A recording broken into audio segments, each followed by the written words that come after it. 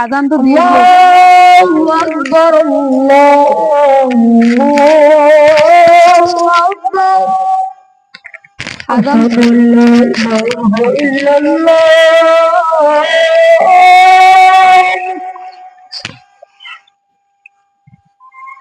নামাজ হওয়ার তো টাইম হয়ে গেল, উজু করে নামাজ পড়ি। আল্লাহ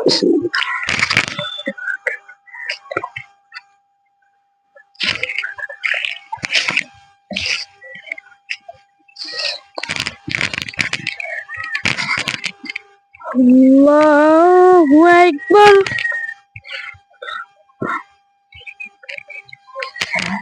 আল্লাহু আকবার।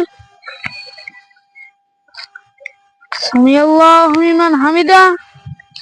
আল্লাহু আকবার। আল্লাহু আকবার।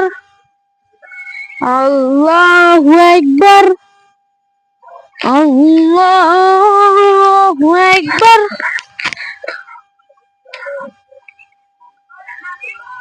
আল্লাহু আকবার।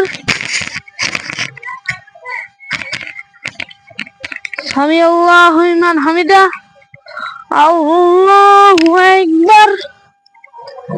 আল্লাহু আকবার। আল্লাহু আকবার। আল্লাহু আকবার। আসসালামু আলাইকুম ওয়া রাহমাতুল্লাহ। আসসালামু আলাইকুম ওয়া রাহমাতুল্লাহ। اللهم آمين.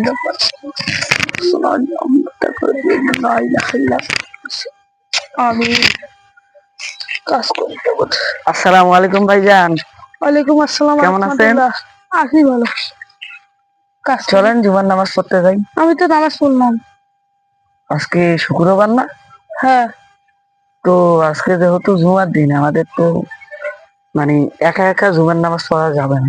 কেন? কারণ আল্লাহ রাব্বুল আলামিন বলছেন যে জুমার নামাজ জামাত অর্থ হলো একত্রাবাদ, মানে একত্রাবদ্ধ, সকলকে একই সাথে থাকতে হবে। এবং আমাদের জুমার সালাত জোহর পবিত্র শুক্রবার, সপ্তাহে উত্তম দিন, আল্লাহ পাকের নির্দেশে আমাদেরকে জামাতের সহিত আদায় করতে হবে।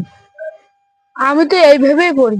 এইভাবে পড়লে তো হবে না, কারণ এটা আল্লাহর হুকুম। আপনি কি আল্লাহর হুকুম মানবেন না মানবেন? আল্লাহর হুকুম তো মানবো আমি।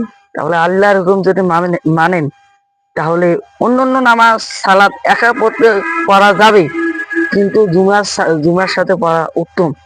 তাই আপনার উচিত যে অন্য সালাত কিভাবে পড়েন, একা পড়েন, আবার জামাতের সাথে পড়েন, কিভাবে পড়েন, কিন্তু শুক্রবারে জোহরের টাইমে জুমার সালাতটি আপনি জামাতের সাথে পড়বেন এবং ইমাম সাহেব যে বক্তব্য দেয় সেগুলো শুনবেন, সেগুলো দিয়ে আমল করবেন। তাই আপনি এখন থেকে শুক্রবারের জোহরের সালাতটি জুমার সাথে আদায় করবেন। তাই ইনশাআল্লাহ।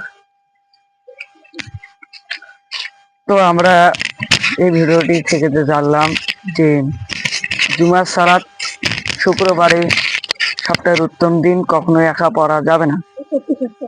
এটি আমাদের জামাতের সাথে আদায় করতে হবে, এটি আল্লাহর হুকুম। আসসালামু আলাইকুম।